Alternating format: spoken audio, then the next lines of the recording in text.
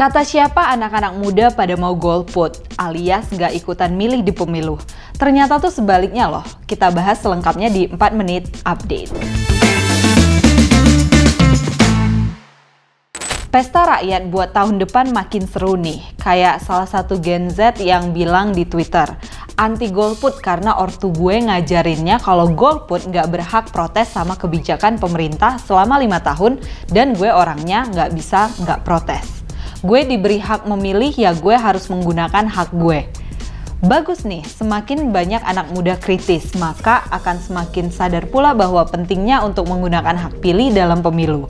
Apalagi 60% pemilih itu dari generasi Z. Soalnya antusiasme Gen Z dalam pemilihan Capres dan Cawapres di Pesta Demokrasi 2024 nanti semakin terbaca nih. Dari hasil survei Litbang Kompas Januari 2023 lalu, minat Gen Z cukup besar untuk menggunakan hak pilihnya dalam menentukan presiden dan wakil presiden Indonesia masa depan. Meskipun lebih rendah sih dari generasi sebelumnya.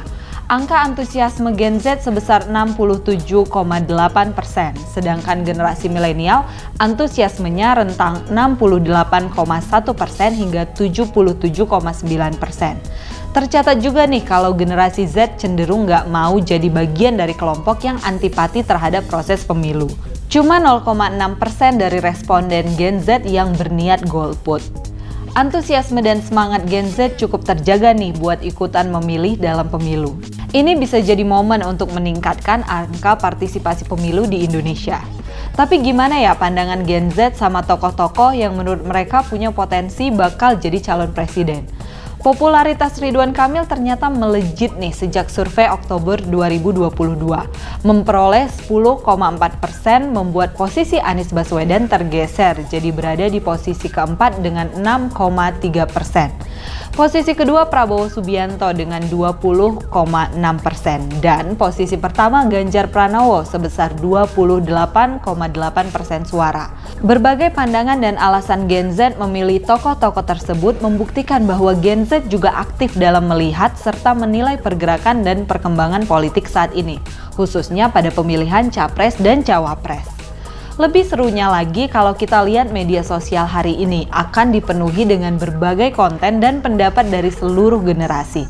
Nggak cuma di Twitter dan Instagram, TikTok pun jadi media sosial paling masif dipakai dalam berkomentar soal isu politik saat ini. Salah satunya konten yang dibuat oleh Chorus nih berhasil memancing anak-anak muda untuk ikut berpendapat soal capres pilihan mereka. Ditonton hingga lebih dari 4 juta dan lebih dari 3.000 komentar.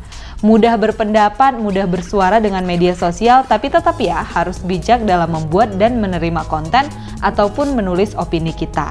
Semangat dan dukungan kuat dari anak muda, khususnya Gen Z yang menjadi pemilih pemula ini akan memiliki dampak positif yang besar loh buat pemilu di tahun depan.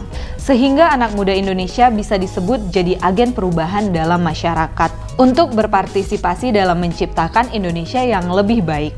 Nggak cuma calon presiden dan wakil presiden nih, jangan lupa juga untuk tetap berpartisipasi dalam pemilihan legislatif.